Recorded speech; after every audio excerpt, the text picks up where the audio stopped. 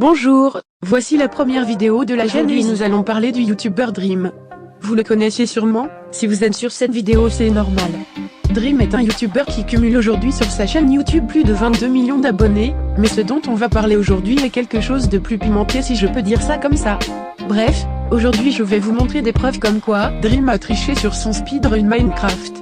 Dream était un joueur normal de Minecraft, qui n'était pas particulièrement connu, mais, en octobre 2020 il a effectué un speedrun qui a marqué l'histoire de Minecraft, mais là est le problème. Selon certains joueurs et internautes, Dream aurait triché. Tout d'abord, vous savez peut-être que pour finir Minecraft, il vous faut tuer l'Ender Dragon qui se trouve dans la dimension de l'End, mais pour aller au portail de l'End, qui mène à la dimension de l'End, il faut quelque chose de très important, les œils de l'Ender. On peut les obtenir en craftant deux objets entre eux, la perle de l'Ender et le Blazroad. On peut obtenir la perle de l'Ender sous deux façons différentes. La première est de tuer un Enderman. Le problème c'est que cela est trop long pour un speedrun. Et du coup il leur reste la deuxième technique qui est celle de commercer avec un piglin, avec des lingots d'or. Le seul souci, c'est que vous avez seulement 4,73% de chance d'obtenir la perle de l'Ender en échangeant avec lui.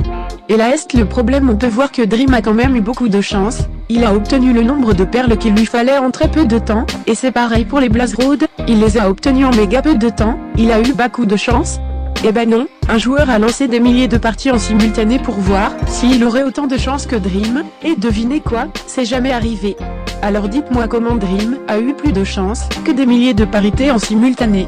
Je vous laisse débattre de ça dans les commentaires. Mais alors, comment aurait-il pu tricher s'il était en direct sur Twitch? La réponse serait qu'il aurait modifié lui-même le code source de son jeu pour que tout se passe comme il le veut.